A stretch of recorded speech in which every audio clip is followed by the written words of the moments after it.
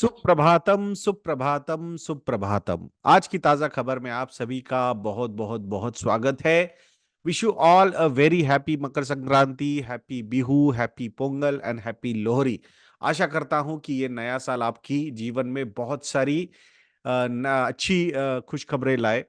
I understand कि market अभी गिर रहा है, तो उसके बारे में भी हम बात करने वाले हैं। मतलब स्टॉक मार्केट न्यूज ऐसा इसका टाइटल रखे, या फिर स्टॉक मार्केट क्यों गिरा कल, ऐसा हम यहाँ पे डिस्कशन करें। तो आई थिंक सारे factors obviously, I think overall investing के एंगल से world economy, Indian economy, stock market, उस पे सारी चीजें आज हम स्टॉक मार्केट से मतलब स्टॉक स्पेसिफिक से ज्यादा ओवरऑल ब्रॉडर मार्केट पे बात करनी है। इसीलिए मैं आज ये सुबह की न्यूज आप लोगों के सामने लेके आया हूं।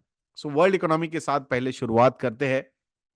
सो वर्ल्ड इकोनॉमी में क्रूड ऑयल के बारे में बात करनी पड़ेगी, बिकॉज ये सारे पॉइंट्स जो है ना, ये लिंक करने हैं हमें, और उसी का इम्पैक्ट जो है ये ओवरऑल मार्केट पे हमें अभी नजर आ रहा है। क्रूड ऑयल के प्राइसेस ऊपर गए हैं। क्यों ऊपर गए हैं? क्योंकि यूएस ने रशियन ऑयल सप्लाईज पे बहुत स्ट्रॉन्गर सैंक्शंस लगाने शुरू कर दिए हैं, फिर से एक बार अग्रेसिवली। एंड ये जो सैंक्शंस लगाए जा रहे हैं, उसका सबसे बड़ा impact Indian crude oil imports पे और चाइनीज क्रूड ऑयल इंपोर्ट्स पे हो सकता है, ऐसा माना जा रहा है।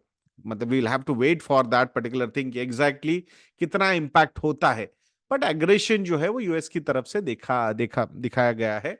और ऑब्वियसली अगर रशियन क्रूड ऑयल के पॉइंट ऑफ व्यू से अगर हम वहां पे इंपोर्ट्स अगर इंपैक्ट हो जाते हैं, तो definitely we will have to find out other options. और उसी की वजह से ऑब्वियसली एक जगह से सप्लाई अगर थोड़ा सा रिस्ट्रिक्ट कर दिया गया है, तो दूसरी जगह से सप्लाई अगर शुरू हो जाएगा और वहां पे नया प्रोडक्शन क्रूड ऑयल का अगर नहीं किया जाता है, तो डेफिनेटली डिमांड बढ़ रही है और सप्लाई घटना, सो ये प्राइसेस ऊपर जाने का रीजन होता है। और ये इसका सीधा सीधा इंपैक्ट जो है वो ओवरऑल इंडियन इकोनॉमी पे हो सकता है। That's what we are currently fearing. तो उसी का नतीजा था कि ये क्रूड ऑयल के प्राइसेस ऊपर जाना, ब्रेंट क्रूड के प्राइसेस ऊपर जाने, मतलब इंपोर्ट बिल का कॉस्ट, मतलब बिल्स बढ़ना। इंपोर्ट बिल बढ़ेंगे तो ऑब्वियसली आई थिंक डॉलर महंगा होगा, रुपी सस्ता होगा, and that's what we are seeing. So ये भी एक इंपैक्ट है कि 86.67, मतलब $1 86.67 रुपीस तक इतना लोअर रुपी गया था आज ड्यूरिंग इंट्राडे। तो आई थिंक ये सारे फैक्टर्स यहाँ पे देखे जा रहे हैं। अब ये भी देखना होगा कि एग्जैक्टली कि जब मिस्टर ट्रंप आएंगे 20 तारीख से, तो एग्जैक्टली ये सैंक्शंस कैसे प्ले आउट होते हैं। ये सारा मतलब इकोनॉमिक्स से ज्यादा ये पॉलिटिक्स ज्यादा नजर आ रहा है कि मिस्टर ट्रम्प को थोड़ा सा और डिफिकल्ट पोजीशन में डाल देंगे कि शुरुआत ही और खराब होनी चाहिए इनके रिलेशनशिप की। तो उसी तरीके से रशिया के साथ, मतलब जहां पे माना जा रहा है कि भाई अगर मिस्टर ट्रम्प आ जाते हैं, तो यहाँ ये जो पॉलिटिकल टेंशंस चल रही है ये कम हो जाएंगे, बिकॉज आर्या पार्क हो सकता है वहां पे। ये भी बहुत सारे प्रेडिक्शंस आ रहे हैं। दैट्स व्हाट थोड़ा सा और डिफिकल्ट पोजीशन में आने से पहले वो डिफिकल्टी क्रिएट करने की कोशिश शायद इनकम्बेंट गवर्नमेंट की तरफ से हो रही है, ऐसा लग रहा है। क्योंकि लास्ट वीक ऑफ वर्क में ये सब चीजें करना, मतलब थोड़ा सा पॉलिटिक्स यहाँ पे है। So I think all these things are playing out. दूसरी बात कि भाई ओवरऑल वर्ल्ड इकोनॉमी में क्या हो रहा है, तो यूएस में जो अनएम्प्लॉयमेंट के नंबर्स आए हैं, अनएम्प्लॉयमेंट के नंबर्स बेटर देन एक्सपेक्टेड आ गए। मतलब नॉर्मल टर्म्स में ऐसा लगता है कि भाई अच्छी बात है ना कि एम्प्लॉयमेंट बढ़ रही है। बट नहीं, I think markets react negatively, क्योंकि markets are trying very hard for rate cuts, aggressive rate cuts. तो अगर वो होते हैं तो definitely I think that will be a good thing. But अगर वो नहीं होते हैं, तो यील्ड्स जो है वो वापस ऊपर जानी शुरू हो गई है। 4.80% पे यूएस की 10 ईयर जिसे यील्ड फिर से एक बार आ चुकी है। सो यूएस जिसे की अगर इतनी अट्रैक्टिव नजर आ रही है, तो उस केस में डेफिनेटली प्रेशर देखा जाएगा इक्विटी मार्केट्स पे, और specifically equity markets of emerging market, stock markets of emerging economies, तो जिसमें इंडिया भी आता है। तो वही हम यहाँ पे देख रहे हैं। एंड दैट्स वाई ये जो प्रेशर फील किया जा रहा है वो उसी वजह से फील किया जा रहा है। Though there are some silver linings also. क्या सिल्वर लाइनिंग्स है?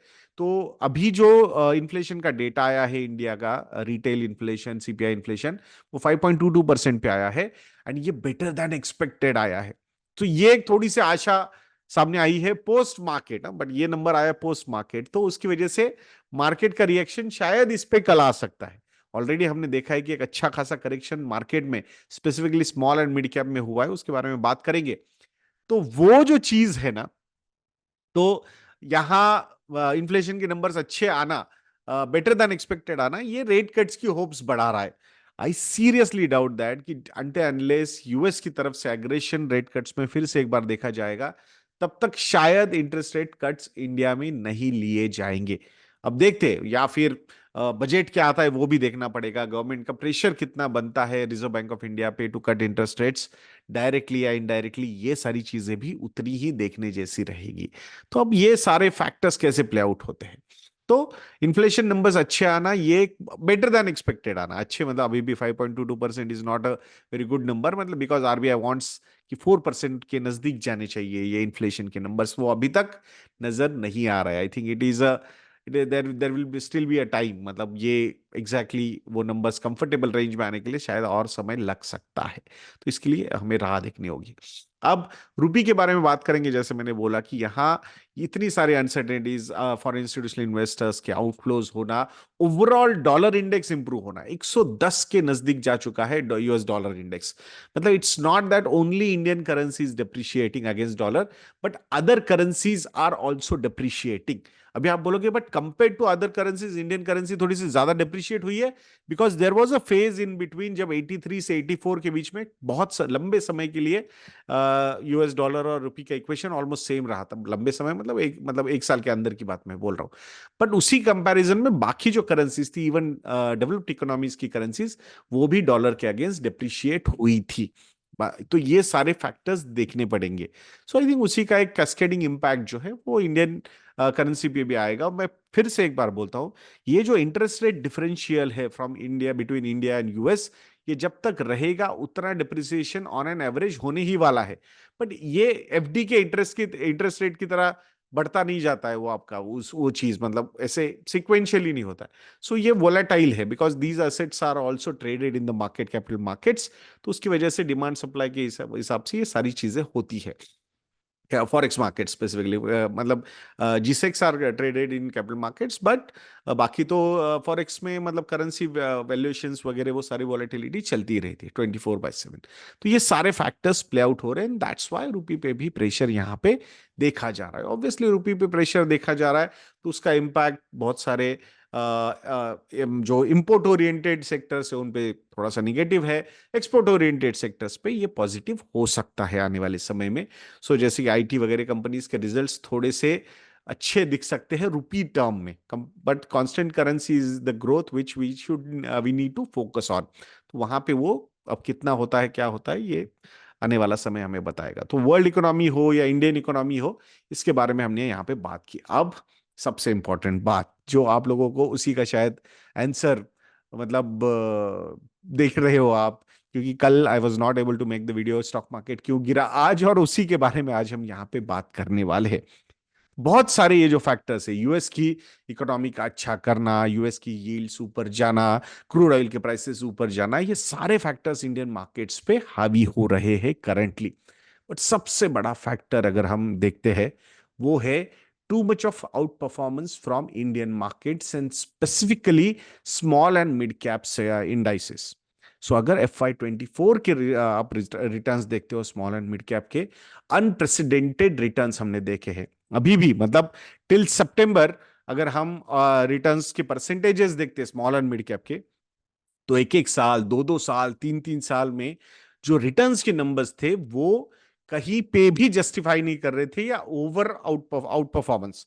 मतलब ये जो यूफोरिया था वो कहीं ना कहीं शांत होना जरूरी था। और रीसेंट पास्ट में जब सितंबर के बाद इनिशियल करेक्शन हुआ था लार्ज कैप साइड में, small and mid caps were not that much down. So large cap ही वहां पे करेक्ट हो रहा था, और अभी फाइनली जाके स्मॉल एंड मिड कैप्स ने वहां पे उस करेक्शन में पार्टिसिपेट करना शुरू कर दिया है। स्पेसिफिकली निफ्टी नेक्स्ट 50 जो लार्ज कैप का थोड़ा एग्रेसिव इंडेक्स है, निफ्टी नेक्स्ट 50 यानी कि 50 स्टॉक्स जो है पहले, उसके बाद वाले 50 stocks, that particular index has gone down by more than 20-21% since its peak. It was expected because that was the index which was up also by almost 60-70% in 1 year's time. तो ये सारी चीजें जो है ना वो रैशनैलिटी वापस ला रही है। So now the biggest reason to make today's video is this, because this message I would like to give it to all you people कि अभी बहुत सारे लोग परेशान हो सकते हैं, बिकॉज ये थोड़ा सा एग्रेसिव करेक्शन है। मतलब विद इन 1 मंथ या फिर with in I think 10-15 days हमने इतना स्ट्रांग करेक्शन देखा है मार्केट में, specifically small and mid cap में। तो वहां पे नर्वसनेस काफी ज्यादा आ सकता है, बिकॉज ब्रॉडर लेवल पे इंडाइसेस ही डाउन है। 300 400 स्टॉक्स के, स्मॉल कैप के indices are down by 4% in 1 day. तो ऑब्वियसली वहां पे कुछ काउंटर्स होंगे, और स्पेसिफिकली दोज काउंटर्स, वो स्टॉक्स जो बहुत ज्यादा भागे थे, और उनका भागना देख के रिटेल इन्वेस्टर्स उनके साथ जुड़ गए थे, which was not a right thing to do.